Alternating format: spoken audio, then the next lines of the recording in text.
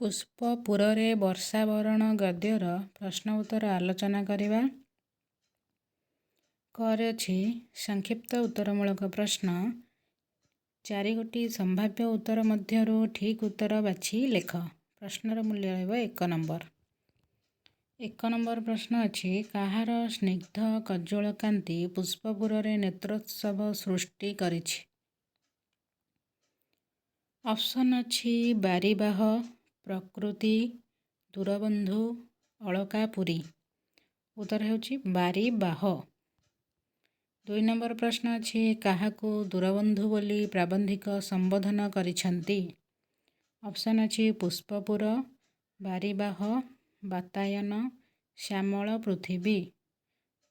ଉତ୍ତର ହେଉଛି ବାରିବାହ। 3 ନମ୍ବର ପ୍ରଶ୍ନ, ବ୍ୟକ୍ତିଠାରୁ କିଏ ବଡ଼ ବୋଲି ଲେଖକ ଘନକୁ ପ୍ରଶ୍ନ କରିଛନ୍ତି? ଅପସନ୍ ଅଛି ଗୋଷ୍ଠୀ, ମଣିଷ, ପଶୁ, ପକ୍ଷୀ। ଉତ୍ତର ହେଉଛି ଗୋଷ୍ଠୀ। 4 ନମ୍ବର ପ୍ରଶ୍ନ, ଜଳର ଅଭାବରେ କେଉଁଠାରେ ହାହାକାର ପଡ଼ିଛି? ଅପସନ୍ ଅଛି ପୁଷ୍ପପୁର, ପାଟଳୀପୁତ୍ର, କୁସୁମଧ୍ୱଜ, ଉତ୍କଳ। ଉତ୍ତର ହେଉଛି ଉତ୍କଳ।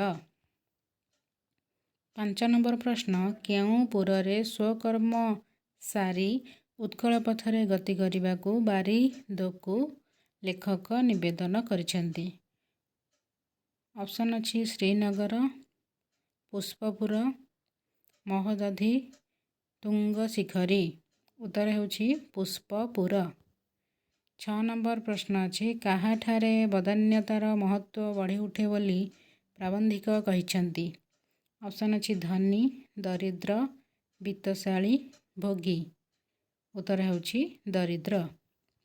7 ନମ୍ବର ପ୍ରଶ୍ନ, ବନବାସୀ ନାରୀମାନଙ୍କର ଗତିକୁ ପ୍ରାବନ୍ଧିକ କାହା ସହିତ ତୁଳନା କରିଛନ୍ତି? ଅପସନ୍ ଅଛି କୁଜିହଂସୀ, ମାତଙ୍ଗିନୀ, ନିର୍ଝରିଣୀ, ହରିଣୀ। ଉତ୍ତର ହେଉଛି କୁଜିହଂସୀ। 8 ନମ୍ବର ପ୍ରଶ୍ନ, ବନବାସୀମାନେ କାହାର ଅନୁଗ୍ରହ ଲୋଡ଼ନ୍ତି? ଅପସନ୍ ଅଛି ବାରିବାହ, ପର୍ବତ, ପ୍ରକୃତି, ବନଲତା। ଉତ୍ତର ହେଉଛି ବାରିବାହ। 9 ନମ୍ବର ପ୍ରଶ୍ନ, ଜଳଧର କୃପାରୁ କେଉଁଠାରେ ନବନୀଳିମା ଖେଳି ବୁଲିବ ବୋଲି କୁହାଯାଇଛି? ଅପସନ୍ ଅଛି ଶାଳିକ୍ଷେତ୍ର, ବନଭୂମି, ମେଘାସନ, ଗନ୍ଧମାର୍ଦ୍ଦନ। ଉତ୍ତର ହେଉଛି ଶାଳିକ୍ଷେତ୍ର। 10 ନମ୍ବର ପ୍ରଶ୍ନ, ନିର୍ଝରିଣୀ କେଉଁଠାରେ କ୍ରୀଡ଼ାରତ ବତ୍ସରୀ ପରି ନାଚି ଉଠେ? ଅପସନ୍ ଅଛି ଗିରିଧରୀ, ମହୋଦଧି, ସରିତ, ସାଗର। ଉତ୍ତର ହେଉଛି ଗିରିଧରୀ। 11 ନମ୍ବର ପ୍ରଶ୍ନ, କେଉଁମାନଙ୍କ ଦ୍ୱାରା ପାଳିତ କଳାପୀର କେକାରେ ବନଭୂମି ପୂର୍ଣ୍ଣ ହେବ ବୋଲି ଲେଖକ କହିଛନ୍ତି? ଅପସନ୍ ଅଛି ଭଞ୍ଜନୃପ, ନବତରୁଣୀ, ନବଯୁବକ, ମଦାଳସା। ଉତ୍ତର ହେଉଛି ଭଞ୍ଜନୃପ। 12 ନମ୍ବର ପ୍ରଶ୍ନ, ସମ୍ବଲପୁର ଅଞ୍ଚଳର ବଧୂମାନଙ୍କୁ କେଉଁ ଫୁଲ ପରି ହାସ୍ୟମୟୀ ବୋଲି କୁହାଯାଇଛି? ଅପସନ୍ ଅଛି ଗୋଲାପ, ଶେଫାଳୀ, ପଦ୍ମ, ମନ୍ଦାର। ଉତ୍ତର ହେଉଛି ଶେଫାଳୀ। 13 ନମ୍ବର ପ୍ରଶ୍ନ, ଉତ୍କଳର ଉତ୍ତମାଙ୍ଗ ବୋଲି ପ୍ରାବନ୍ଧିକ କାହାକୁ କହିଛନ୍ତି? ଅପସନ୍ ଅଛି ସମ୍ବଲପୁର, କଟକ, ଭୁବନେଶ୍ୱର, ଗଞ୍ଜାମ। ଉତ୍ତର ହେଉଛି କଟକ। 14 ନମ୍ବର ପ୍ରଶ୍ନ, କାହାର କୋଳାହଳ ପାଇଁ ନୀଳାଚଳନାଥଙ୍କ କାନରେ ଭକ୍ତର କାତର ଡାକ ପଡ଼େ ନାହିଁ? ଅପସନ୍ ଅଛି ପ୍ରଭଞ୍ଜନ, ସିନ୍ଧୁ, ଝାଉଁବଣ, ଜନତା। ଉତ୍ତର ହେଉଛି ସିନ୍ଧୁ।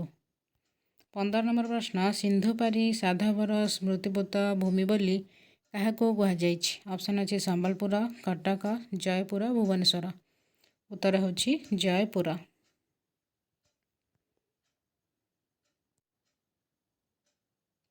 ଖରେ ଅଛି ସଂକ୍ଷିପ୍ତ ଉତ୍ତରମୂଳକ ପ୍ରଶ୍ନ, ଗୋଟିଏ ବାକ୍ୟର ଉତ୍ତର ରହିବ। ପ୍ରଶ୍ନର ମୂଲ୍ୟ ରହିବ 1 ନମ୍ବର। 1 ନମ୍ବର ପ୍ରଶ୍ନ ଅଛି, ପୁଷ୍ପପୁରରେ ବର୍ଷାବରଣ ପ୍ରବନ୍ଧରେ ପ୍ରାବନ୍ଧିକ କାହାକୁ ସ୍ୱାଗତ କରିଛନ୍ତି? ଉତ୍ତର ହେଉଛି ବାରିବାହ। ପୁଷ୍ପପୁରରେ ବର୍ଷାବରଣ ପ୍ରବନ୍ଧରେ ପ୍ରାବନ୍ଧିକ ବାରିବାହକୁ ସ୍ୱାଗତ କରିଛନ୍ତି। 2 ନମ୍ବର ପ୍ରଶ୍ନ ବାରିବାହର ସ୍ନିଗ୍ଧ କଜ୍ଜଳକାନ୍ତି କେଉଁଠାରେ ନେତ୍ରୋତ୍ସବ ସୃଷ୍ଟି କରିଛି? ଉତ୍ତର ହେଉଛି ପୁଷ୍ପପୁରରେ। ବାରିବାହର ସ୍ନିଗ୍ଧ କଜ୍ଜଳକାନ୍ତି ପୁଷ୍ପପୁରରେ ନେତ୍ରୋତ୍ସବ ସୃଷ୍ଟି କରିଛି। 3 ନମ୍ବର ପ୍ରଶ୍ନ କେଉଁ ପଥରେ ବାରିବାହର ଆଗମନୀ ଶୁଭଶଙ୍ଖ ବାଜି ଉଠିଛି? ଉତ୍ତର ହେଉଛି ପ୍ରାସାଦ ବାତାୟନ।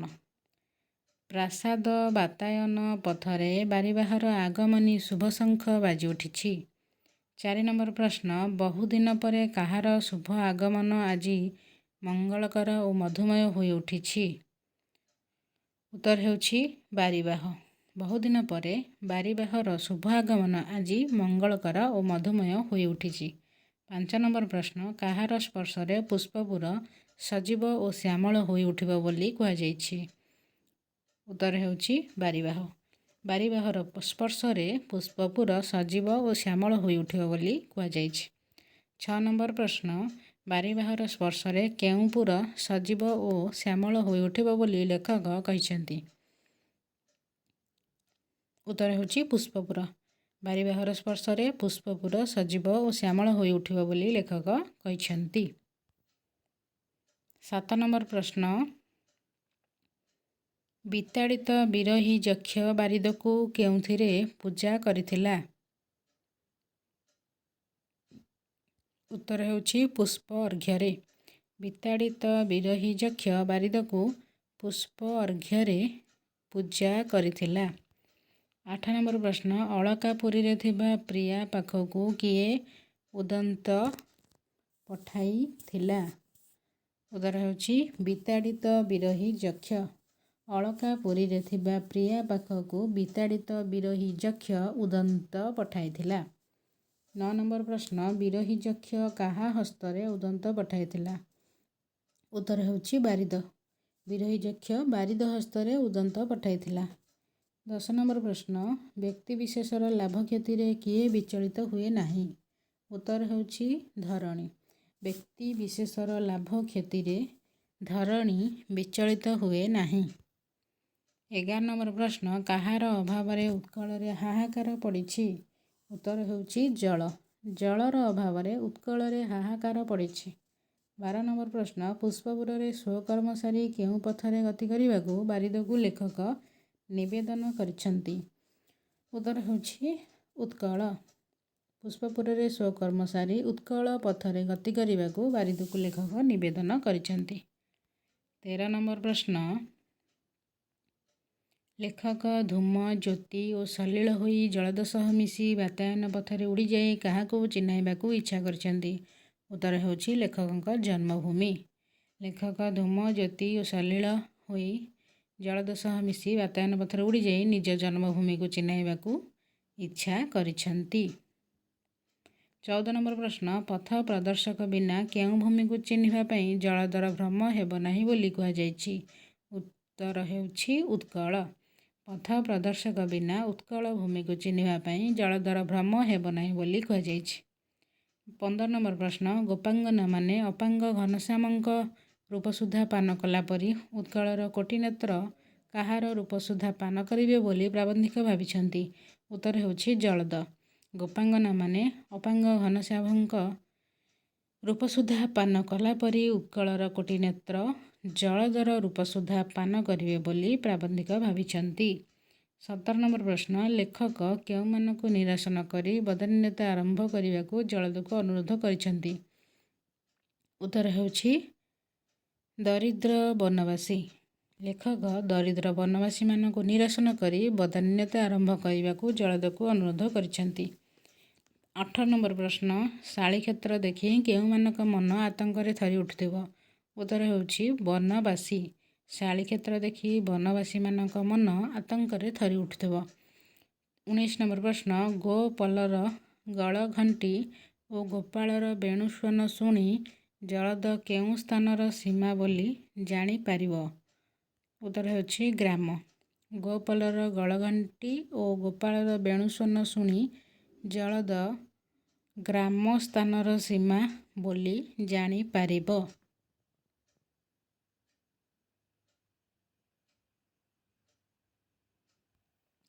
20 ନମ୍ବର ପ୍ରଶ୍ନ, ନବ ଯୁବକମାନଙ୍କ ବେଣୁସ୍ୱନର ଅନୁକୃତିରେ ଲଳନା କଣ୍ଠର ଐକତାନିକ ଲଳିତେଶ୍ୱର କାହାକୁ ଭସାଇ ଦିଏ? ଉତ୍ତର ହେଉଛି ବନଭୂମି। ନବ ଯୁବକମାନଙ୍କ ବେଣୁସ୍ୱନର ଅନୁକୃତିରେ ଲଳନା କଣ୍ଠର ଐକତାନିକ ଲଳିତ ସ୍ୱର ବନଭୂମିକୁ ଭସାଇ ଦିଏ। 21 ନମ୍ବର ପ୍ରଶ୍ନ, ଉତ୍କଳୀୟ ଲଳନାଙ୍କର ଗତିକୁ କାହା ସହିତ ତୁଳନା କରାଯାଇଛି? ଉତ୍ତର ହେଉଛି କୁଜିହଂସୀ। ଉତ୍କଳୀୟ ଲଳନାଙ୍କର ଗତିକୁ କୁଜିହଂସୀ ସହିତ ତୁଳନା କରାଯାଇଛି। 22 ନମ୍ବର ପ୍ରଶ୍ନ, କିଏ ମଦାଳସା ହୋଇ ମାତଙ୍ଗିନୀ ପରି ଚାଲନ୍ତି ନାହିଁ? ଉତ୍ତର ହେଉଛି ନାରୀମାନେ। ନାରୀମାନେ ମଦାଳସା ହୋଇ ମାତଙ୍ଗିନୀ ପରି ଚାଲନ୍ତି ନାହିଁ। 23 ନମ୍ବର ପ୍ରଶ୍ନ, ବନବାସୀମାନଙ୍କର କାହାର ଅନୁଗ୍ରହ ଆବଶ୍ୟକ? ଉତ୍ତର ହେଉଛି ଜଳଦ। ବନବାସୀମାନଙ୍କର ଜଳଦର ଅନୁଗ୍ରହ ଆବଶ୍ୟକ। 24 ନମ୍ବର ପ୍ରଶ୍ନ, ଜଳକୁ ଅବିରତ ବାରିପାତ କରିବାକୁ ଲେଖକ କାହିଁକି ନିବେଦନ କରିଛନ୍ତି? ଉତ୍ତର ହେଉଛି ବନଭୂମିକୁ ଶ୍ୟାମଳ ଓ ଉଜ୍ଜ୍ୱଳ କରିବା ପାଇଁ। ଜଳକୁ ଅବିରତ ବାରିପାତ କରିବାକୁ ଲେଖକ ନିବେଦନ କରିଛନ୍ତି କାରଣ ବନଭୂମିକୁ ଶ୍ୟାମଳ ଓ ଉଜ୍ଜ୍ୱଳ କରିବା ପାଇଁ। ଲେଖକ ବନଭୂମିକୁ ଶ୍ୟାମଳ ଓ ଉଜ୍ଜ୍ୱଳ କରିବା ପାଇଁ ଜଳକୁ ଅବିରତ ବାରିପାତ କରିବାକୁ ନିବେଦନ କରିଛନ୍ତି। 25 ନମ୍ବର ପ୍ରଶ୍ନ, ଜଳଧର କୃପା ହେଲେ ଶାଳୀ କ୍ଷେତ୍ରରେ କ'ଣ ଖେଳି ବୁଲିବ ବୋଲି ଲେଖକ କହିଛନ୍ତି? ଉତ୍ତର ହେଉଛି ନବନୀଳିମା। ଜଳଧର କୃପା ହେଲେ ଶାଳୀ କ୍ଷେତ୍ରରେ ନବନୀଳିମା ଖେଳି ବୁଲିବ ବୋଲି ଲେଖକ କହିଛନ୍ତି। 26 ନମ୍ବର ପ୍ରଶ୍ନ, ଜଳଧର କୃପା ହେଲେ ନିର୍ଝରିଣୀ କେଉଁଠାରେ କିପରି ନାଚି ଉଠିବ? ଉତ୍ତର ହେଉଛି ଗିରିଦରୀରେ କ୍ରୀଡ଼ାରତ ବତ୍ସତରୀ ପରି। ଜଳଧର କୃପା ହେଲେ ନିର୍ଝରିଣୀ ଗିରିଦରୀରେ କ୍ରୀଡ଼ାରତ ବତ୍ସତରୀ ପରି ନାଚି ଉଠିବ। 27 ନମ୍ବର ପ୍ରଶ୍ନ, କଦମ୍ବ ପୁଲକରେ କ'ଣ ହୋଇ ଉଠିବ ବୋଲି କୁହାଯାଇଛି? ଉତ୍ତର ହେଉଛି କଣ୍ଟକିତ। କଦମ୍ବ ପୁଲକରେ କଣ୍ଟକିତ ହୋଇ ଉଠିବ ବୋଲି କୁହାଯାଇଛି। 28 ନମ୍ବର ପ୍ରଶ୍ନ, କୃଷ୍ଣଚୂଡ଼ା କ'ଣ ଦେଖି ନବତରୁଣୀ ପରି ଲଜ୍ଜାରୁଣ ହୋଇପଡ଼ିବ? ଉତ୍ତର ହେଉଛି ନିଜ ତରୁଣ ତନୁକୁ। କୃଷ୍ଣଚୂଡ଼ା ନିଜ ତରୁଣ ତନୁକୁ ଦେଖି ନବତରୁଣୀ ପରି ଲଜ୍ଜାରୁଣ ହୋଇପଡ଼ିବ।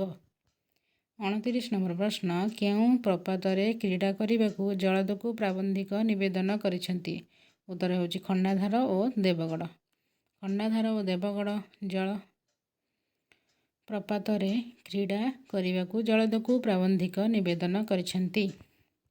30 ନମ୍ବର ପ୍ରଶ୍ନ, ମେଘାସନ ଗନ୍ଧମାର୍ଦ୍ଦନ ଓ ମାଲ୍ୟଗିରିର ମହାବନରେ ଭ୍ରମୁ ଭ୍ରମୁ ଜଳଧର କ'ଣ ହୋଇଯିବ? ଉତ୍ତର ହେଉଛି ଜଳଦ ମହାବନର ଅସରନ୍ତି ବିଭବ ଦେଖି ଚକିତ ହୋଇଯିବ ଏବଂ କ୍ଳାନ୍ତି ଆସିଲେ ଅବସର ନେବ। ମେଘାସନ ଗନ୍ଧମାର୍ଦ୍ଦନ ଓ ମାଲ୍ୟଗିରିର ମହାବନରେ ଭ୍ରମୁ ଭ୍ରମୁ ଜଳଦ ମହାବନର ଅସରନ୍ତି ବିଭବ ଦେଖି ଚକିତ ହୋଇଯିବ ଏବଂ କ୍ଳାନ୍ତି ଆସିଲେ ଅବସର ନେବ। 31 ନମ୍ବର ପ୍ରଶ୍ନ, କେଉଁ ମହାବନରେ ଅସରନ୍ତି ଭଣ୍ଡାର ଲୁଚି ରହିଛି? ଉତ୍ତର ହେଉଛି ମେଘାସନ ଗନ୍ଧମାର୍ଦ୍ଦନ ଓ ମାଲ୍ୟଗିରିର ମହାବନରେ। ମେଘାସନ ଗନ୍ଧମାର୍ଦ୍ଦନ ଓ ମାଲ୍ୟଗିରିର ମହାବନରେ ଅସରନ୍ତି ଭଣ୍ଡାର ଲୁଚି ରହିଛି। 32 ନମ୍ବର ପ୍ରଶ୍ନ, ଦୁଃଖିନୀ ଜନନୀ କାହାର ଭୟରେ ଅସରନ୍ତି ଭଣ୍ଡାର ମହାବନରେ ଲୁଚାଇ ରଖିଛି? ଉତ୍ତର ହେଉଛି ଅଯୋଗ୍ୟ ସନ୍ତାନମାନଙ୍କ ଭୟରେ। ଦୁଃଖିନୀ ଜନନୀ ଅଯୋଗ୍ୟ ସନ୍ତାନମାନଙ୍କ ଭୟରେ ଅସରନ୍ତି ଭଣ୍ଡାର ମହାବନରେ ଲୁଚାଇ ରଖିଛି। 33 ନମ୍ବର ପ୍ରଶ୍ନ, ଉତ୍କଳବାସୀ କେଉଁ ନଦୀର ତୀରରେ ବସି ପିପାସୀ ହୋଇଛନ୍ତି? ଉତ୍ତର ହେଉଛି ଭାଗୀରଥୀ। ଉତ୍କଳବାସୀ ଭାଗୀରଥୀ ନଦୀର ତୀରରେ ବସି ପିପାସୀ ହୋଇଛନ୍ତି। 34 ନମ୍ବର ପ୍ରଶ୍ନ, ଉତ୍କଳବାସୀ କାହା ଉପରେ ବସି ଉପବାସୀ ହୋଇଛନ୍ତି? ଉତ୍ତର ହେଉଛି ରତ୍ନସ୍ତୂପ। ଉତ୍କଳବାସୀ ରତ୍ନସ୍ତୂପ ଉପରେ ବସି ଉପବାସୀ ହୋଇଛନ୍ତି। 35 ନମ୍ବର ପ୍ରଶ୍ନ, ସୂକ୍ଷ୍ମଶାଳୀର ଗନ୍ତାଘର କିଏ? ଉତ୍ତର ହେଉଛି ସମ୍ବଲପୁର ଅଞ୍ଚଳ। ସୂକ୍ଷ୍ମଶାଳୀର ଗନ୍ତାଘର ହେଉଛି ସମ୍ବଲପୁର ଅଞ୍ଚଳ।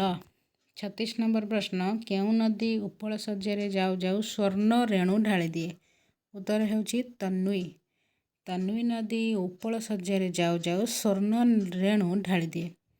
37 ନମ୍ବର ପ୍ରଶ୍ନ, କେଉଁ ଅଞ୍ଚଳର ନରନାରୀମାନଙ୍କୁ ଦୁଃଖ ଦୈନ୍ୟରେ ମଧ୍ୟ ବିଷାଦ କାଳିମା ଛୁଏଁ ନାହିଁ? ଉତ୍ତର ହେଉଛି ସମ୍ବଲପୁର। ସମ୍ବଲପୁର ଅଞ୍ଚଳର ନରନାରୀମାନଙ୍କୁ ଦୁଃଖ ଦୈନ୍ୟରେ ମଧ୍ୟ ବିଷାଦ କାଳିମା ଛୁଏଁ ନାହିଁ। 38 ନମ୍ବର ପ୍ରଶ୍ନ, ଉତ୍କଳର ଉତ୍ତମାଙ୍ଗ ବୋଲି ଲେଖକ କାହାକୁ କହିଛନ୍ତି? ଉତ୍ତର ହେଉଛି କଟକ।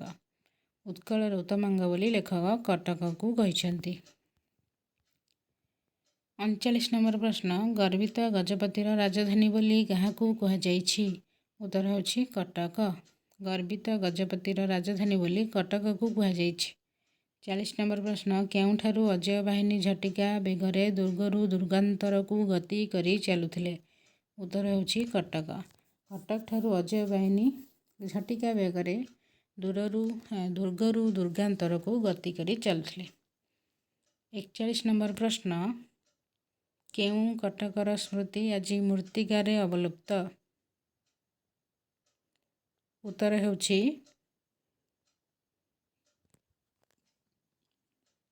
ସ୍ମୃତିପୁତ ବିଡ଼ାଣସୀ। ସ୍ମୃତିପୁତ ବିଡ଼ାଣସୀ କଟକର ସ୍ମୃତି ଆଜି ମୃତ୍ତିକାରେ ଅବଲୁପ୍ତ।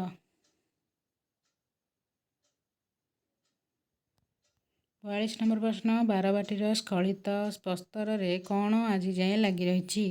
ଉତ୍ତର ହେଉଛି ତାର ସ୍ମୃତି ଓ କୀର୍ତ୍ତି।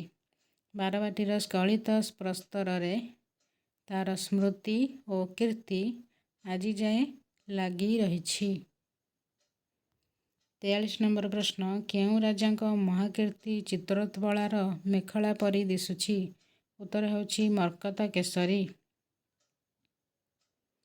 44 ନମ୍ବର ପ୍ରଶ୍ନ, କେଉଁଠାରେ ଉତ୍କଳର କବି, ଜ୍ଞାନୀ, ଗୁଣୀ ଓ କର୍ମୀ ଉଜାଗର ରହି ଜ୍ଞାନଦୀପ ଜାଳିଥିଲେ? ଉତ୍ତର ହେଉଛି କଟକ। କଟକଠାରେ ଉତ୍କଳର କବି, ଜ୍ଞାନୀ, ଗୁଣୀ ଓ କର୍ମୀ ଉଜାଗର ରହି ଜ୍ଞାନଦୀପ ଜାଳିଥିଲେ। କଟକଠାରେ ଉତ୍କଳର କବି, ଜ୍ଞାନୀ, ଗୁଣୀ ଓ କର୍ମୀ ଉଜାଗର ରହି ଜ୍ଞାନଦୀପ ଜାଳିଥିଲେ। 45 ନମ୍ବର ପ୍ରଶ୍ନ, କାହାକୁ ସ୍ମୃତିର ଶ୍ମଶାନ ବୋଲି କୁହାଯାଇଛି? ଉତ୍ତର ହେଉଛି କୋଣାର୍କ। କୋଣାର୍କକୁ ସ୍ମୃତିର ଶ୍ମଶାନ ବୋଲି କୁହାଯାଇଛି। 46 ନମ୍ବର ପ୍ରଶ୍ନ, କିଏ ଉତ୍କଳ ଭୂମିର ମାନଦଣ୍ଡ ବୋଲି ଦଣ୍ଡାୟମାନ? କିଏ ଉତ୍କଳ ଭୂମିର ମାନଦଣ୍ଡ ପରି ଦଣ୍ଡାୟମାନ ବୋଲି ଲେଖକ କହିଛନ୍ତି? ଉତ୍ତର ହେଉଛି ଲିଙ୍ଗରାଜ। ଲିଙ୍ଗରାଜ ଉତ୍କଳ ଭୂମିର ମାନଦଣ୍ଡ ପରି ଦଣ୍ଡାୟମାନ ବୋଲି ଲେଖକ କହିଛନ୍ତି। 47 ନମ୍ବର ପ୍ରଶ୍ନ, ବାରିବାହ ବେଳାଭୂମିର ଶ୍ୟାମଳ ପଥରେ ଯିବାବେଳେ କେଉଁମାନେ ତାର ସ୍ୱାଗତ ପାଇଁ ବାହାରି ଆସିବେ ବୋଲି କୁହାଯାଇଛି? ଉତ୍ତର ହେଉଛି ପଲ୍ଲୀବାଳାମାନେ। ବାରିବାହ ବେଳାଭୂମିର ଶ୍ୟାମଳ ପଥରେ ଯିବାବେଳେ ପଲ୍ଲୀବାଳାମାନେ ତାର ସ୍ୱାଗତ ପାଇଁ ବାହାରି ଆସିବେ ବୋଲି କୁହାଯାଇଛି। 48 ନମ୍ବର ପ୍ରଶ୍ନ, ଲେଖକ କାହାକୁ ଭୁବନ ମୋହନ ବୋଲି କହିଛନ୍ତି? ଉତ୍ତର ହେଉଛି କୋଣାର୍କ। ଲେଖକ କୋଣାର୍କକୁ ଭୁବନ ମୋହନ ବୋଲି କହିଛନ୍ତି। 49 ନମ୍ବର ପ୍ରଶ୍ନ, କିଏ ମ୍ଳାନ ଓ ଛିନ୍ନ ହୋଇ ବିଜନ ବେଳାରେ ପଡ଼ି ରହିଛି? ଉତ୍ତର ହେଉଛି କୋଣାର୍କ। କୋଣାର୍କ ମ୍ଳାନ ଓ ଛିନ୍ନ ହୋଇ ବିଜନ ବେଳାରେ ପଡ଼ି ରହିଛି। 50 ନମ୍ବର ପ୍ରଶ୍ନ, କାହାକୁ ସ୍ୱର୍ଗଚ୍ୟୁତ ପାରିଜାତ ବୋଲି କୁହାଯାଇଛି? ଉତ୍ତର ହେଉଛି କୋଣାର୍କ। କୋଣାର୍କକୁ ସ୍ୱର୍ଗଚ୍ୟୁତ ପାରିଜାତ ବୋଲି କୁହାଯାଇଛି। 51 ନମ୍ବର ପ୍ରଶ୍ନ, କିଏ ଦୃପ୍ତ ଓ ଗର୍ବିତ ଜାତିର ପରାକ୍ରମର ପ୍ରତୀକ?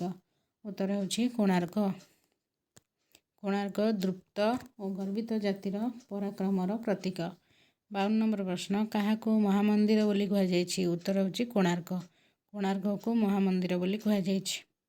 53 ନମ୍ବର ପ୍ରଶ୍ନ, ଘନ ଅତୀତର ମ୍ଳାନ ଶ୍ମଶାନ ବୋଲି ଲେଖକ କାହାକୁ ଅଭିହିତ କରିଛନ୍ତି? ଉତ୍ତର ହେଉଛି କୋଣାର୍କ। ଘନ ଅତୀତର ମ୍ଳାନ ଶ୍ମଶାନ ବୋଲି ଲେଖକ କୋଣାର୍କକୁ ଅଭିହିତ କରିଛନ୍ତି। 54 ନମ୍ବର ପ୍ରଶ୍ନ, ନୀଳାଚଳ ପଥରେ ଯାଉଁ ଯାଉଁ କାହାର ଧବଳିତ ସଦନଠାରେ ନବଘନ କ୍ଷଣକାଳ ସ୍ତମ୍ଭିତ ହୋଇ ରହିଯିବାକୁ ଲେଖକ ଘନକୁ କହିଛନ୍ତି? ଉତ୍ତର ହେଉଛି ସାକ୍ଷୀ ଗୋପାଳଙ୍କ ଧବଳିତ ସଦନ। ନୀଳାଚଳ ପଥରେ ଯାଉଁ ଯାଉଁ ସାକ୍ଷୀ ଗୋପାଳଙ୍କ ଧବଳିତ ସଦନଠାରେ ନବଘନ କ୍ଷଣକାଳ ସ୍ତମ୍ଭିତ ହୋଇ ରହିଯିବାକୁ ଲେଖକ ଘନକୁ କହିଛନ୍ତି। 55 ନମ୍ବର ପ୍ରଶ୍ନ, ସାକ୍ଷୀ ଗୋପାଳରେ କିଏ ଉନ୍ନତ ଉତ୍କଳର ସ୍ୱପ୍ନ ଦେଖିଥିଲେ? ଉତ୍ତର ହେଉଛି ଶ୍ମଶ୍ରୁଳ ଅଶ୍ରୁଳ ଖର୍ବକ୍ଷମ ମନୁଷ୍ୟଟିଏ। ସାକ୍ଷୀଗୋପାଳରେ ଶ୍ମଶ୍ରୁଳ ଅଶ୍ରୁଳ ଖର୍ବକ୍ଷମ ମନୁଷ୍ୟଟିଏ ଉନ୍ନତ ଉତ୍କଳର ସ୍ୱପ୍ନ ଦେଖିଥିଲେ।